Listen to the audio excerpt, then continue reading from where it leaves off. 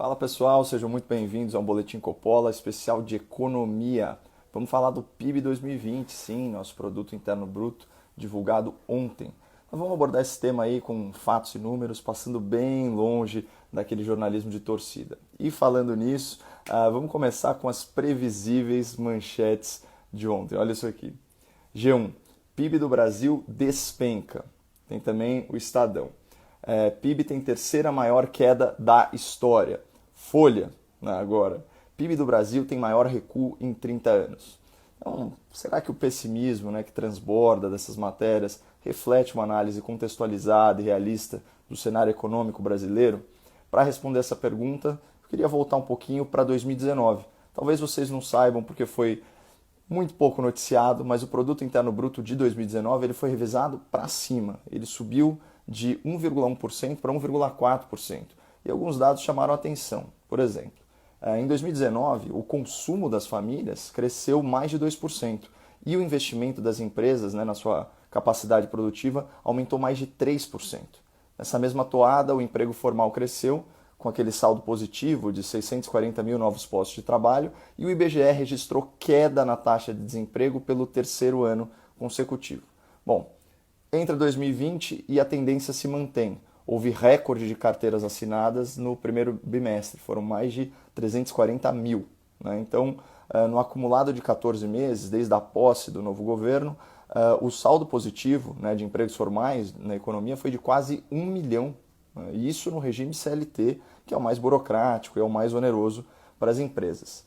Bom, depois desse bimestre recorde em contratações, veio a pandemia e com ela as decisões políticas que causaram a paralisação econômica. E mesmo antes, né, dos governadores e dos prefeitos adotarem, né, as medidas mais radicais de isolamento social, o Instituto Brasileiro de Economia da Fundação Getúlio Vargas ele já projetava um cenário em que o desemprego iria dobrar. Né? E sobre o PIB, os economistas do FMI, o Fundo Monetário Internacional, anteciparam uma queda maior do que 9%. Mas não foi o que aconteceu, né? Longe disso.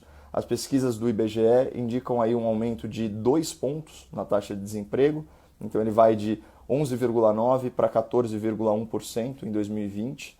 E por outro lado, o emprego de carteira assinada ele cresceu, né, e fechou o ano com um saldo positivo, são 142 mil novos postos de trabalho criados apesar da paralisação econômica. Então, ao longo de 2020, aquele PIB de menos 9%, ele foi sendo revisado para cima mês após mês. Mas nenhum especialista conseguiu ser tão otimista quanto a realidade dos fatos. A retração da economia brasileira de 4,1%, né, foi essa a queda do PIB, 4,1%, foi mais amena do que as previsões dos especialistas. Né? E claro que um tombo sempre dói, né, pessoal? Mas teve gente pelo mundo que saiu bem mais machucada dessa queda. A OCDE, né, e o Banco Mundial divulgaram dados aqui que permitem essa comparação. Tá? Então, na Ásia, a Rússia caiu 5% e o Japão 4,8%. Na Europa, a retração foi ainda maior. Alemanha, menos 5%. França, menos 8,2%. Reino Unido, menos 9,9%. Espanha, menos 11%. E entre as nações aqui da América Latina, o Brasil teve a menor queda do PIB. E países governados pela esquerda apresentaram resultados muito preocupantes. Por exemplo, o México ele caiu 8,5% e a Argentina tomou um tombo de 12,3% no PIB. Né? Em relação ao PIB na América do Norte, o Canadá teve uma queda de menos 5,4%, né? E os Estados Unidos caíram um pouquinho menos que a gente, 3,5%. Né? Então eu também vi muita gente comemorando aí o crescimento da China, foi um pouquinho maior que 2%, como se isso fosse um grande sucesso. E não tem nada a ver. É o pior resultado percentual do país desde os anos 70. Por isso que é tão importante, né, contextualizar os números antes de sair elogiando ou criticando algum resultado. Mas de qualquer forma, o fato é que essa pandemia provocou uma recessão global. Né? E considerando aí os números disponíveis até o momento, o Brasil saiu bem sob o aspecto econômico. E eu queria destacar aqui 4 medidas que foram fundamentais para que o PIB superasse as expectativas. A primeira medida, todo mundo sabe, pagamento de 320 bilhões de auxílio emergencial, né, é o equivalente a uma década do Bolsa Família, uma tremenda injeção financeira na economia. A segunda medida é a flexibilização dos contratos de trabalho, né, que deu estabilidade ao funcionário do setor privado e beneficiou quase 10 milhões de trabalhadores com carteira assinada. A terceira medida é a criação das linhas especiais de financiamento para as empresas, que levaram o volume de crédito, né, para a marca histórica de 4 trilhões de reais.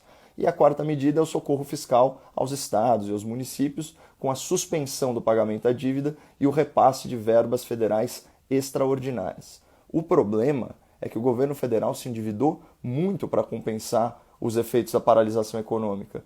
A gente verifica aqui o déficit primário, ele foi da ordem aí de 740 bilhões de reais. Isso equivale a 10% do PIB, inclusive. Então, gradualmente, o Brasil precisa voltar a andar com as suas próprias pernas. E a boa notícia é que nós temos um histórico invejável em termos de superação de crise, né?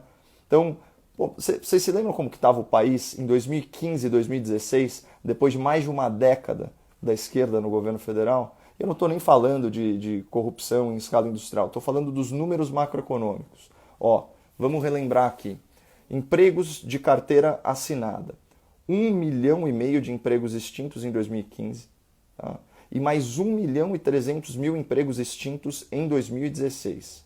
Inflação, 10,67% em 2015, 6,41% em 2016. Os juros, a Selic, 13,3% em 2015, 14% em 2016.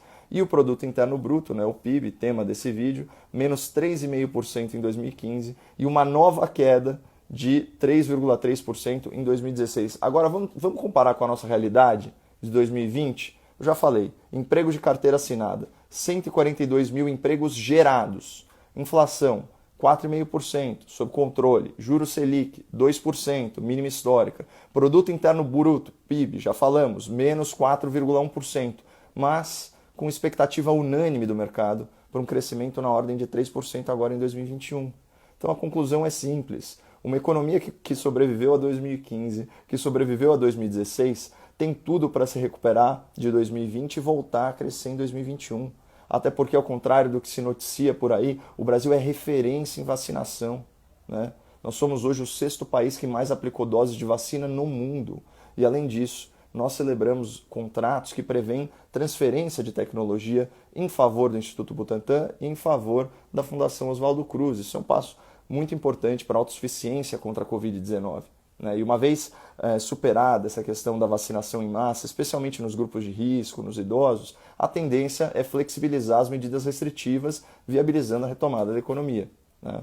Mas para quem chegou até aqui, obrigado pela atenção, eu queria fechar esse vídeo com uma provocação, tá? Quando o prejuízo é uma certeza, mas acaba sendo bem menor do que o previsto, faz mais sentido encarar essa perda como uma pequena vitória ou como uma grande derrota, né? Então eu queria saber a opinião de vocês aqui nos comentários. Valeu pela atenção, um abraço e fiquem com Deus.